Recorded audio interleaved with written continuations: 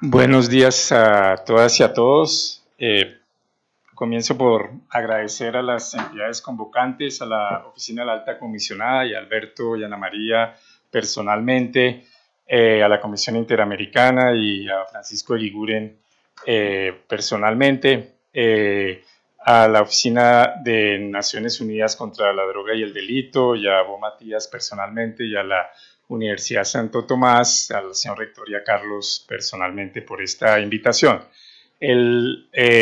Segundo, aclaro que a pesar de que me invitaron por ser integrante del Comité de Derechos Económicos, Sociales y Culturales, no voy a expresar una posición oficial del comité, sino hablo a título personal, aunque creo que mucho de lo que digo sería compartido por mis colegas. El tema que me plantearon que desarrollara es el tema de los estándares de derechos humanos en Naciones Unidas en relación con la lucha contra la corrupción. Y es un tema difícil de tratar por la siguiente razón, porque no existe en Naciones Unidas algo parecido en el tema de corrupción y derechos humanos a, por ejemplo, los principios rectores de empresas y derechos humanos. O los principios sobre extrema pobreza y derechos humanos, o los principios sobre cómo deben ejercer la fuerza, los órganos encargados de administrar fuerza en un Estado. O los principios relativos a las personas privadas de la libertad, una serie de documentos en Naciones Unidas que han codificado, o los principios contra la impunidad por violaciones de derechos humanos, los llamados principios, se me olvidó el nombre, ayúdame Carlos, principios Joanet. No existe algo parecido en materia de derechos humanos y corrupción. Y eso dificulta mucho mi tarea, porque si bien no existen esos principios, sí ha habido una atención creciente del sistema de Naciones Unidas en derechos humanos al tema de la corrupción. O sea, hasta hace unos 20 años uno podía decir que el tema de la corrupción y el tema de derechos humanos en Naciones Unidas dialogaban muy poco, pero de hace unos 20 años para acá, en especial desde el 2002-2003, que la entonces Comisión de Derechos Humanos estableció una relatoría en materia de corrupción y derechos humanos, una relatora que sacó algunos informes preliminares, pero de buena calidad. Desde ese momento se han desarrollado una cantidad de pronunciamientos del sistema de derechos humanos de Naciones Unidas sobre el tema de corrupción muy diversos. Aquí se citó, por ejemplo, la recomendación y la conclusión que hizo el comité DES, del cual hago parte, al gobierno de Colombia en relación a corrupción y realización de los derechos económicos, sociales y culturales, y tanto el comité DES como otros comités de Naciones Unidas han hecho muchos pronunciamientos en el mismo sentido.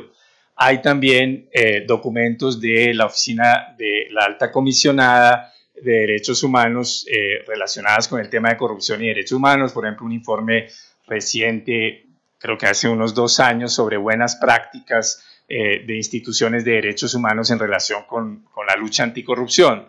Hay pronunciamientos del Consejo de Derechos Humanos, ha hecho como 5 resoluciones el Consejo de Derechos Humanos en materia de el impacto de la corrupción sobre los derechos humanos. Hay informes de organismos especializados de Naciones Unidas sobre corrupción y derechos humanos, en especial uno muy bueno del año pasado del relator del derecho a la salud, de cómo la corrupción impacta negativamente el goce y el derecho a la salud. Entonces hay una cantidad de cosas, pero no hay unos principios establecidos. Por eso Alberto me la puso difícil, porque era mejor en un tema donde ya los principios estuvieran codificados y uno los puede simplemente enunciar. Entonces aquí lo que he tratado es hacer, a partir de todos esos documentos, una especie de reconstrucción de las principales tesis que surgen del sistema de Naciones Unidas de Derechos Humanos, tanto de su órgano político, el Consejo, como de sus organismos especializados, como de los comités, lo que surge de allí en materia de la relación entre corrupción y derechos humanos. Y yo creo que lo que uno podría llamar esas tesis que voy a desarrollar, podría uno usar una metáfora que tratan de salir del círculo vicioso de la relación negativa, corrupción, goce precario de los derechos humanos, goce precario de los derechos humanos incentiva corrupción, que es la relación negativa constatada empíricamente, a una relación virtuosa, que sería un enfoque de derechos humanos en la lucha contra la corrupción y una mayor sensibilidad de quienes trabajamos en derechos humanos al tema de corrupción. Eso yo creo que ha sido la evolución, y en esa evolución se han tratado de llegar a algunas recomendaciones un poco más específicas. Entonces, lo que voy a tratar en estos minutos que me han asignado es de señalar algunas tesis de este paso del círculo vicioso de la relación corrupción-derechos humanos al círculo virtuoso. Y la voy a tratar de desarrollar en 5 grandes tesis.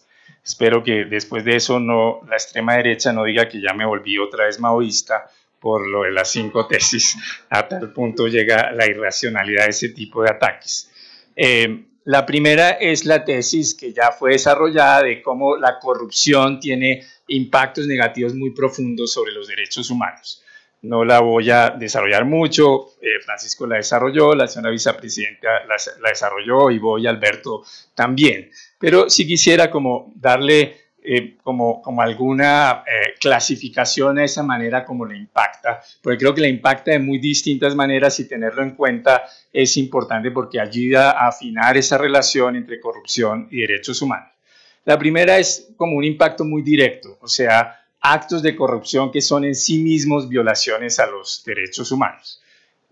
Yo tenía unos ejemplos, pero creo que el que dio la vicepresidenta es uno de los más poderosos. Actos de corrupción que se traducen en violación al derecho a la alimentación y muerte de niños por hambre. Ese es un ejemplo muy directo, pero puede haber muchos otros. El relator del derecho a la salud señala ese tema de se priva a las personas de servicios de salud por no hacer ciertos pagos indebidos, pagos no previstos indebidos, o la corrupción en el sistema judicial es en sí mismo una afectación al derecho al acceso a la justicia. Entonces hay actos de corrupción que en sí mismos son violaciones a los derechos humanos. Pero el segundo vínculo es un vínculo más indirecto, es decir, la presencia de la corrupción, aun cuando en sí misma cada acto no genere una violación de derechos humanos, la presencia de la corrupción tiene consecuencias negativas sobre el goce de los derechos humanos, y ahí los 2 vínculos esenciales que se han establecido es uno a través del fenómeno de los recursos. La corrupción priva a los estados de recursos que podrían utilizar en políticas de realización de los derechos humanos. Por ejemplo, el flujo ilícito de capitales en los países del tercer mundo, en muchos países se ha calculado que puede representar 7-8% del PIB. O sea, los estados por esa corrupción de paraísos fiscales que permiten que haya evasión y elusión de impuestos y esos recursos se fuguen, está perdiendo recursos esenciales para poder satisfacer, por ejemplo, los derechos económicos, sociales y culturales. Esa es la razón por la cual el comité DESC en los últimos 8 años se ha metido mucho en el tema de corrupción, porque dice, en la medida en que los estados no combatan la corrupción, no están cumpliendo con su obligación de destinar el máximo de los recursos disponibles a la satisfacción de los DESC. Entonces, ese sería como un primer vínculo. Y el segundo vínculo, que fue señalado también por quienes me precedieron, es cómo la corrupción en sí misma afecta el principio medular del Estado de Derecho, sin el cual no hay derechos humanos, que es el principio de la igualdad ante la ley. Y de la idea del Estado de Derecho, que es un gobierno basado en reglas y no en lo que las personas decidan discrecionalmente. ¿Por qué? Porque si mi acceso si las políticas públicas dependen no de los méritos de las personas, de sus derechos, sino del grado de la mordida, pues obviamente ya no estamos en un Estado de Derecho basado en reglas, ni basado en derechos, sino basado en favores. Eso ya es cuando la corrupción ya no es una serie de actos aislados de corrupción, sino habla uno de fenómenos infortunadamente muy generalizados en nuestros países de corrupción sistémica en ciertos sectores del Estado o a veces en el conjunto del Estado, y eso afecta medularmente el Estado de Derecho y la igualdad. Y eso son como las 2 grandes afectaciones sistémicas a la goce de derechos derivados de la corrupción. Pero hay una tercera que a veces se deja de lado, y es las reacciones autoritarias que genera la corrupción. Es decir, la corrupción a veces genera un desencanto ciudadano hacia la democracia tan profundo que legitima reacciones supuestamente contra la corrupción absolutamente violatorias de los derechos humanos. Y si ustedes ven, algunos de los gobiernos más autoritarios del mundo se han montado con un discurso anticorrupción. Porque la democracia débil no fue capaz de combatir la corrupción, eso generó y legitimó gobiernos autoritarios. Uno de los ejemplos pues, es el del Perú. Fujimori se montó y montó su régimen autoritario con la idea de una lucha contra la corrupción. Luego resultó más corrupto que todos los corruptos que había combatido. Y esa paradoja de que son gobiernos que se fundan en autoritarios y toman medidas autoritarias en nombre de la lucha contra la corrupción, pero aniquilando el respeto a los derechos humanos, terminan siendo muchas veces más corruptos que los que derrocaron. Y los ejemplos son múltiples. Está Fujimori, pero está también el caso de Pinochet, también, digamos, no solo desapareció gente, sino desapareció fondos del Estado a su favor. Entonces, digamos, todos esos ejemplos llevan a la segunda tesis, que yo creo que se desarrolla en el mundo del sistema de Naciones Unidas. Y la segunda tesis es la inversa de la anterior, que así como los derechos humanos afectan, la corrupción afecta el goce de derechos humanos, la falta de derechos humanos es un estímulo muy fuerte a la corrupción. Es decir, la no garantía de los derechos humanos es un acicate a la corrupción, porque, y uno puede ponerlo de una manera, si se quiere, muy simple. Quienes trabajan el tema de corrupción hay lo que se llama una ecuación muy conocida de qué es lo que favorece la corrupción, que es la ecuación que propuso hace algunos años el economista Klitgard. Ha sido debatida, criticada, pero yo creo que al menos metafóricamente sigue siendo poderosa. Y él dice, corrupción es igual a monopolio de la decisión más discreción menos rendición de cuentas. Es decir, cuando uno tiene el monopolio de una decisión, yo la puedo decidir. Segundo, la puedo decir como quiera, tengo absoluta discreción. Y tercero, no tengo que rendirle cuentas a nadie, pues ahí, digamos, las posibilidades de corrupción, salvo que uno sea un santo, y los santos no llegan a los gobiernos, o bueno, ya no son presidentes. Entonces, las posibilidades de corrupción son enormes. Y lo que uno ve es un gobierno que no respeta los derechos humanos, es exactamente eso. Es falta de rendición de cuentas, falta de transparencia, falta de separación de poderes, entonces monopolio de la decisión, y falta de reglas y de titularidades de los derechos humanos de los ciudadanos, por consiguiente absoluta discreción. Entonces no puede uno extrañarse que los gobiernos autoritarios, a pesar de fundarse muchas veces en la lucha contra la corrupción, terminen involucrados en actos de corrupción muy profundos. Y eso entonces lleva como si la primera tesis es la corrupción alimenta, afecta negativamente los derechos humanos, la segunda diría la precariedad en el goce de los derechos humanos es un estímulo a la corrupción. Y eso lleva a una tercera tesis, que es lo que yo creo que está en el corazón, que la expuso Alberto, que es la importancia de establecer sinergias en la lucha contra la corrupción y en la lucha por los derechos humanos. Es decir, establecer crecientemente puentes entre los dos. Y es entonces un poco la idea que es necesario encontrar círculos virtuosos.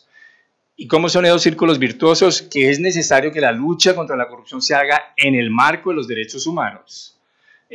Porque si no, eso no solo es violatorio de las obligaciones de los derechos humanos, que ya es un argumento suficiente, pero además trae consecuencias negativas en la lucha contra la corrupción porque está generando estímulos a la corrupción. Y lo segundo, que es necesario, no tanto como dijo la vicepresidenta, que haya un enfoque anticorrupción en la lucha por los derechos humanos, pero que la lucha por los derechos humanos sea sensible al tema de la corrupción. Entienda que el tema de la corrupción es central en la lucha por los derechos humanos, porque en eso está el corazón del Estado de Derecho, sin el cual no puede existir, y la protección de los recursos públicos, sin los cuales pues, no puede existir garantía efectiva de los derechos humanos.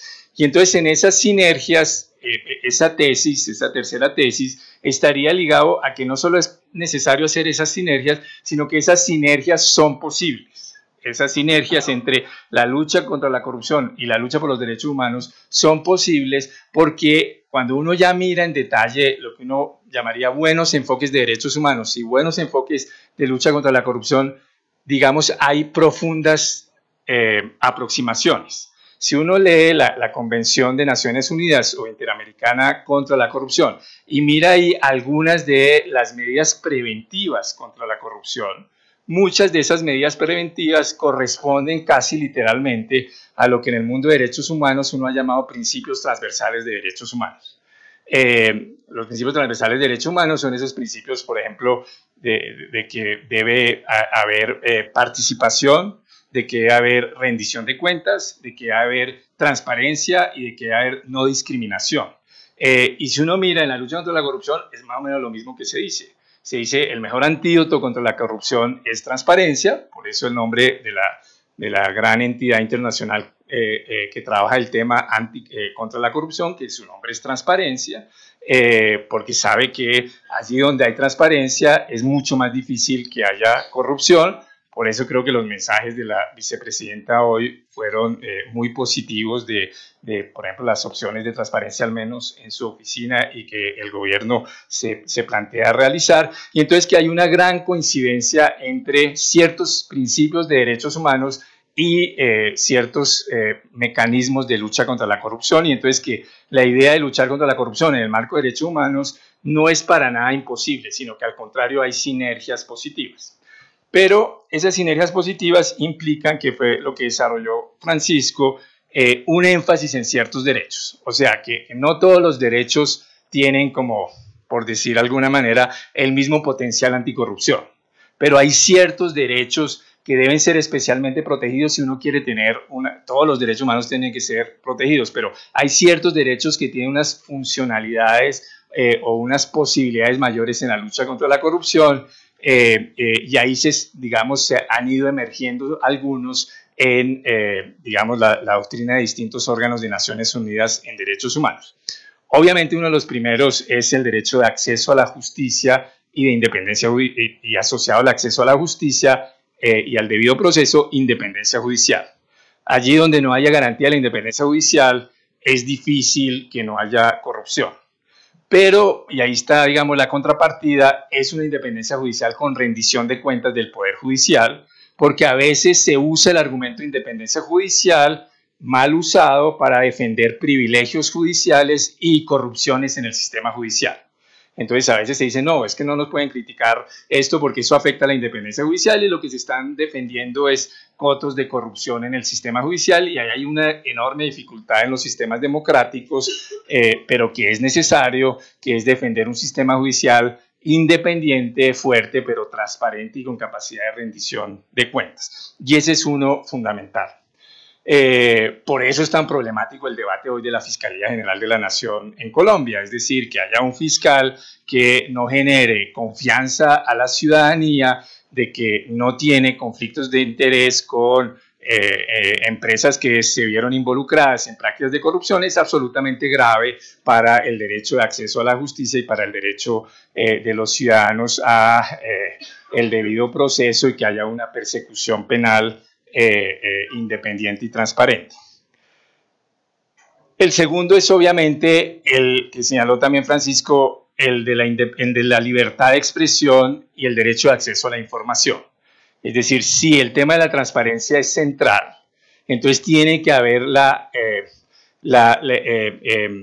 el derecho de acceso a la información. Por eso, desde Justicia, junto con Transparencia Colombia, defendimos, digamos, la idea de que hubiera una ley de acceso a la información, porque en la medida en que haya acceso a la información, pero también deberes proactivos de las autoridades de informar, en ese sentido lo que decía también la vicepresidenta, de que los contratos estarían todos, que no era necesario que hubiera rendiciones de cuentas periódicas porque habría, digamos, disponibilidad de acceso a la información sobre toda la contratación, es una buena medida porque eso permite un control ciudadano más fuerte, pero también tiene que haber libertad de expresión y protección de la prensa y protección de los denunciantes. Eso es como un segundo elemento muy fuerte en Naciones Unidas. Si ustedes ven las recomendaciones de los órganos de Naciones Unidas, a cada momento siempre hay esa idea de protección del denunciante. Lo que llaman los gringos el whistleblower, o sea, el que pita y dice, mira, aquí pasó algo grave.